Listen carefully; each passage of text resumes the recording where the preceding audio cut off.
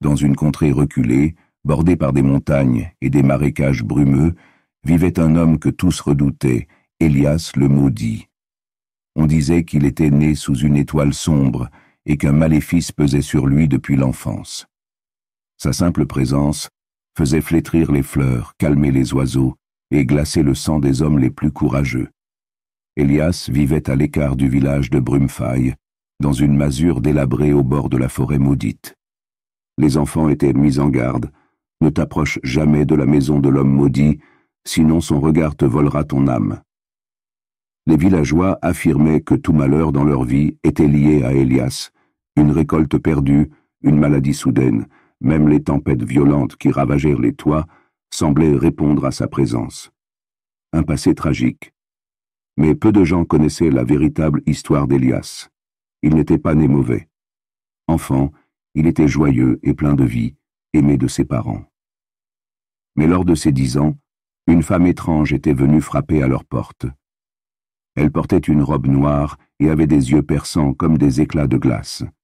« Cet enfant portera la marque du malheur », avait-elle murmuré en tendant un doigt noueux vers Élias. Depuis ce jour, des phénomènes inexplicables entourèrent le garçon. Les chants de ses parents se fanèrent, des animaux moururent sans cause apparente, et une nuit, un incendie mystérieux réduisit leur maison en cendres. Sa famille, terrifiée, l'abandonna, le laissant seul face à la malédiction. La peur et l'isolement. En grandissant, Élias apprit à vivre dans l'ombre, loin des regards haineux. Il évitait le village, sachant que sa simple apparition pouvait provoquer la panique. Mais au fond de lui, il aspirait à une vie normale, à des amis, à une existence libérée du poids de cette malédiction. Un jour, pourtant, tout changea.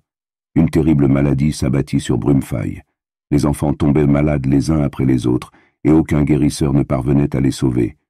Désespérés, les villageois se tournèrent vers Élias, pensant qu'il était à l'origine de ce fléau. Armés de torches et de fourches, ils marchèrent vers sa cabane pour le capturer. « Sorcier, maudit, nous allons te brûler pour sauver nos enfants. » Mais alors qu'ils approchaient, une tempête se leva soudain. Le vent hurla à travers les arbres, et des éclairs illuminèrent le ciel. Élias sortit de sa cabane, les cheveux balayés par le vent, les yeux brillants d'une étrange lumière. Le sacrifice d'Élias. Les villageois reculèrent, pétrifiés par sa présence.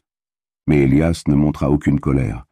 D'une voix calme, il déclara « Je n'ai jamais voulu votre malheur, mais aujourd'hui, je peux vous sauver. » Il tendit les mains vers le ciel et murmura une ancienne incantation apprise dans les livres qu'il avait trouvés dans la forêt. Une lumière dorée enveloppa le village, chassant la maladie comme une brume dissipée par le soleil. Les enfants, alités et pâles, reprirent des couleurs, leur rire revenant peu à peu. Les villageois, ébahis, comprirent alors qu'Élias n'était pas un monstre, mais un homme prêt à se sacrifier pour eux. La fin de la malédiction. Cependant, le prix de cette délivrance était lourd. Élias, affaibli, tomba à genoux. Le gardien de l'ombre, l'esprit qui lui avait autrefois imposé la malédiction, apparut sous une forme spectrale.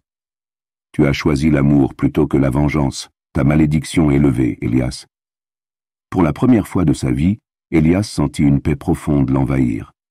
Le vent se calma, et les villageois, repentants, l'aidèrent à se relever. Dès ce jour, Élias devint le protecteur respecté de Brumfaï.